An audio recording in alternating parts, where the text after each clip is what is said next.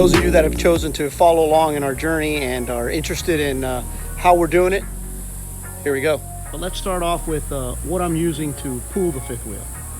So here I'm using a Ford F450. It's a 2021 F450, which I purchased back in December. Let's look at the inside. Here's the inside of the truck. Right. I'm going to get to all the cables hanging up there in a second. So here's the rear. The reason this seat right here is up is because this area right here is where I put the dog kennel, the travel kennel. The big dog, she has her bedding and a kennel, and that's where she travels. That other little seat over there is where I keep the smaller dog in his kennel, and they travel there comfortably.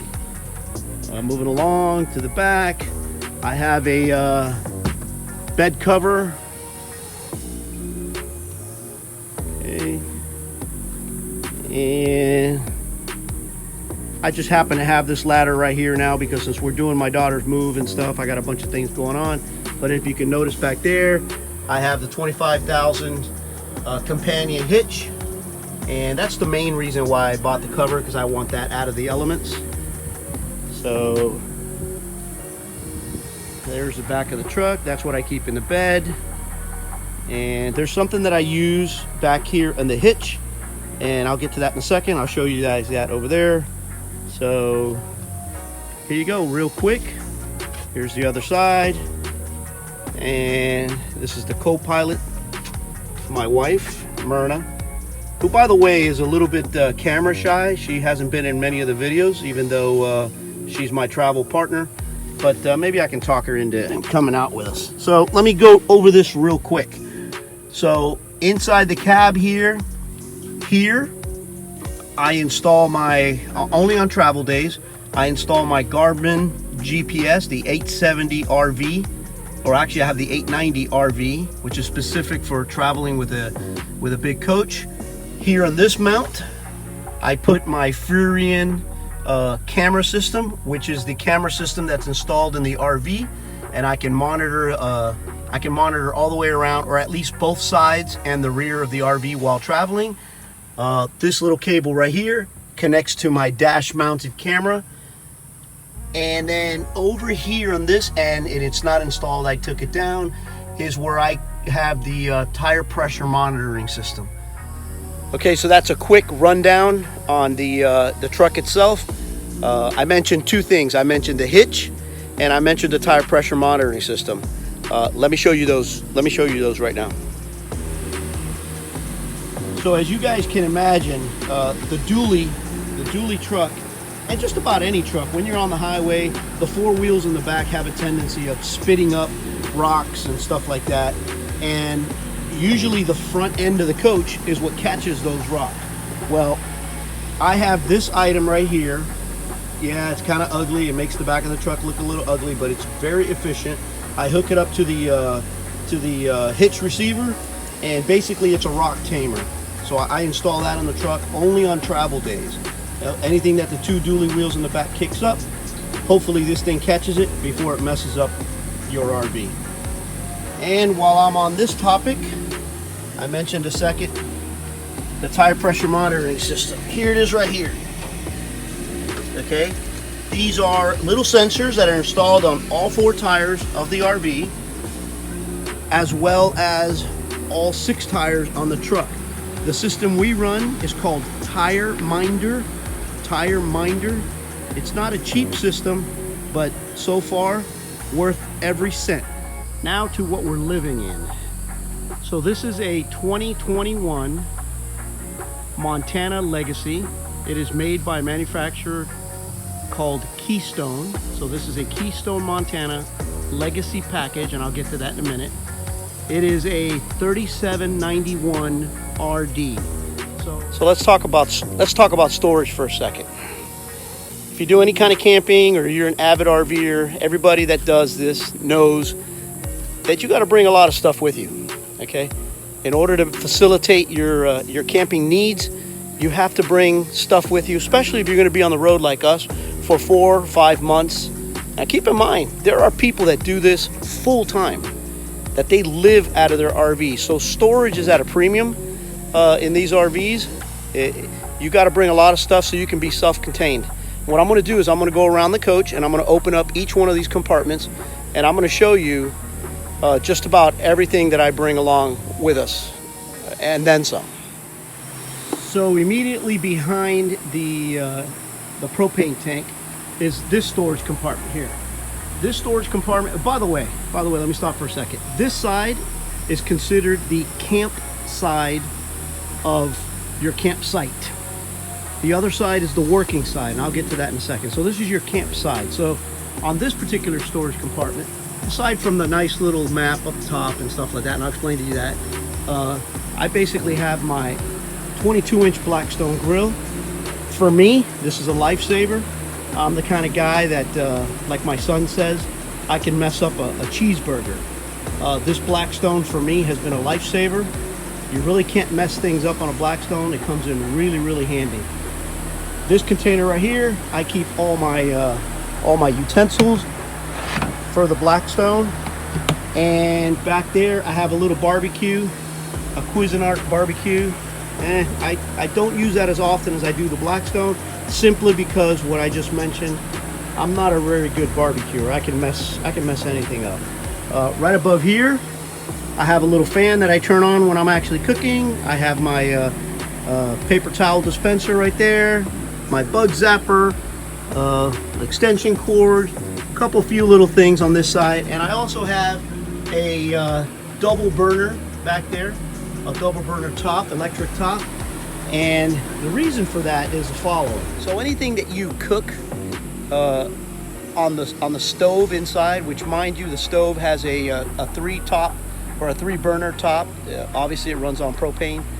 Anything that you cook inside the coach, be prepared to keep that smell or the smoke or whatever you got going on in there. It's gonna stick. It's gonna stick for a while. So we have chosen, not everybody does it, we have chosen to do just about all our cooking outside. If it doesn't go in the microwave and it's not boiling water or boiling pasta or simple stuff like that, anything cooking related is done outside because we want to avoid that smell. So let me turn around here real quick and let me explain to you guys what's going on here. So I just mentioned this map. So if you're not familiar or you haven't seen this map in the past, there's a couple different configurations of it, and basically it's just it's basically a chart of where you've been. As you could tell, we've camped in Florida, Georgia, and Tennessee. Okay, this particular trip that we're on now is basically going to cover Alabama, West Virginia, Indiana, Illinois, Wisconsin, Michigan. It's going to touch a little bit of Pennsylvania. We're gonna make a stop in Pennsylvania. We're going to do, I mentioned Kentucky. So we're going to go ahead and fill those in. So let's stay on this side of the coach, which I already mentioned is the camping side of the coach. And let's move back here to this compartment. Let's go inside. So basically, since this is the camping side of the coach, I try to stay somewhat organized. So I try to keep everything on this side of the coach accessible that is used often. So on this particular side of the coach, we have the camp rug that goes on the ground. We also have a couple of mats to throw in front of the door. I have another chair here. I have the awning that goes right here is the awning, and it goes connected to the big awning to add more shade to the campsite. And then this area right here is basically everything that has to do with the dogs. I have their dry food, canned food, shampoos, everything that has to do with the dogs are basically in this compartment. All right, so we're done with this one. Now let's move on to this one. So this one is the very rear right side of the coach. It's a small compartment. Back here I keep everything in this container that has to do with maintenance. So everything, all my sprays, all my waxes, everything that I need to keep the to keep the coach in tip-top shape, working order, is in that container. I also keep here stuff to wash the truck and the container and the RV. So everything is kept here. Oh, and snuck right back there, I keep my my jetty, okay, or my Yeti. So that's what's kept here in this container. So now that we're done with that maintenance side, let's move along here to the back. So when you open up this rear hatch, just as it is right now, it looks like it's a regular storage compartment that you just open up and put stuff in. But one of the selling points to me was this right here.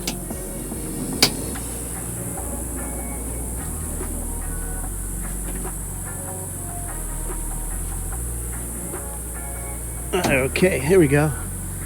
So it has a slide out. It has basically a track. And back here, let me just give you guys a rundown. So I keep a 10 by 10 tent. I keep another container here. This one in particular contains tools and things to keep the coach running. That one over there contains parts that you may need. I also store the ramp. This is the ramp to get the dog up into the truck. Yeah, I know. Why don't I just carry her? Well, because she weighs 65 pounds and it would be in and out of the truck, and I'm not doing that. Back there, I also store the cold weather hose, so it doesn't freeze in freezing weather.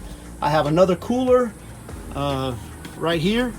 I have a a domino table. You can't go without a domino table. I have an air compressor for things that may break inside that I may need a nail gun for, which I have in here. I have another beach chair, and these little items right here happen to belong to my daughter. Aside from the storage container, we're keeping some of the stuff for her. Oh, and by the way, before I forget, because I got to go through this real quick because it looks like it's getting ready to start raining again. That ladder down there also goes back in this storage container, in this storage compartment.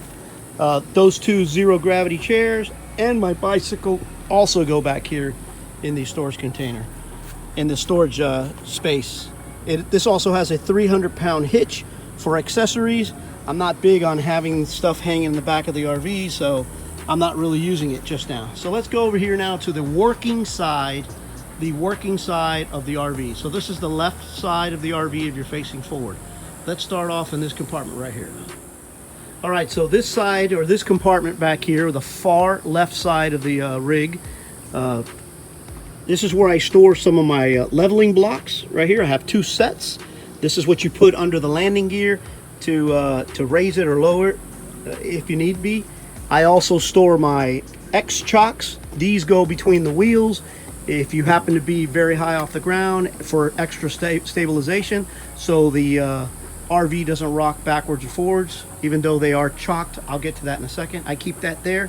And then also, last thing I keep in this bin is my Power Watchdog surge protector. Okay, we're done with this one now. Let's move along to this one. This one's a little larger, a little longer.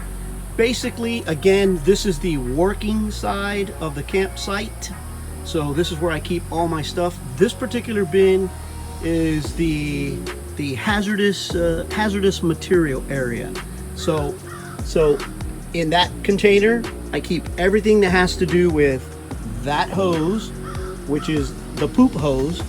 That's the track that I use to lay the poop hose on, which I'm not using it at this particular campground because we are at a slope, so I don't need it. I also use my black tank flush hose right there. So everything in this compartment you see right here gets treated with rubber gloves, or gets handled with rubber gloves. So we're done on the left side of the rear of the coach.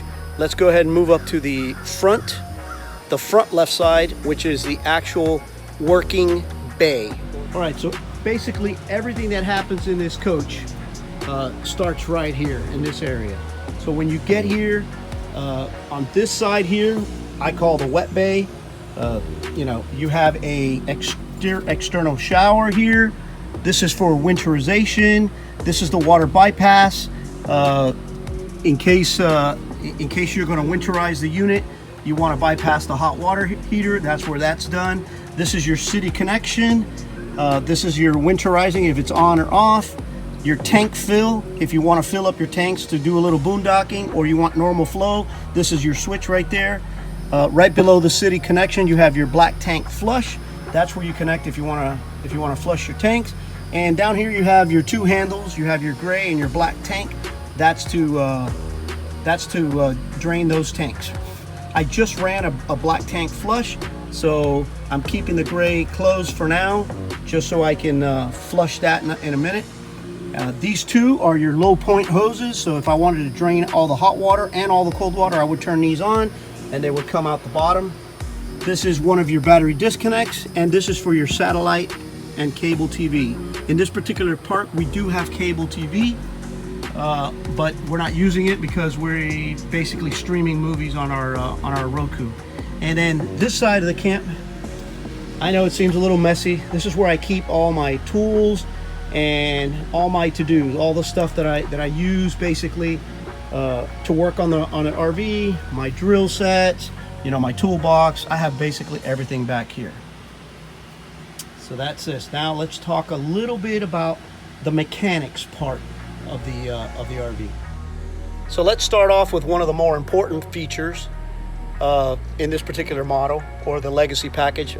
Most of them bring it, but this is one of the things that is provided in the Legacy package. So on the working side of the coach, you have the electronic leveling system. This is made by Lippert, and this is a 6-point leveling system. So basically what this means is I arrive at the campsite, I unhook my truck, I basically press auto level, which is right there, and the whole coach goes into this motion where it all levels out.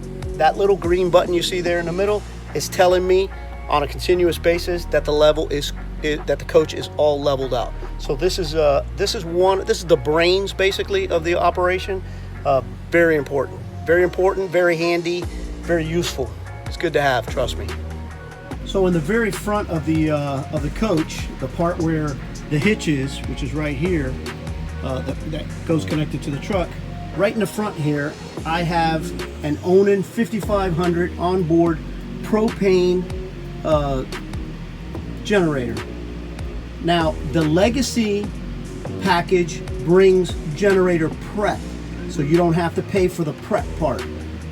I went ahead and ordered my unit with a generator in the event that we did a little boondocking, or for whatever reason I may need it. It runs the entire coach, including the air conditioners. So far we've had to use it twice. One of them at home when we had a situation with the RV. It worked like a champ. And while we're at it, I forgot to mention this compartment here while we were talking about it. This compartment stores my 2 deep cell 12-volt batteries, which basically powers all the lighting and the inverter in the coach. So that's stored there. So there you have it. Quick rundown of what we're going to spend the next 4 months in, and that's just this season. So it's important. It's important that you're comfortable when you're going to be on the road that long, and that's why we chose this one. I'm not sure if it's going to provide all the comforts of home, but it's definitely going to help. I hope you guys enjoyed this part, or this segment. Had a little time. I figured I'd share that information with you guys.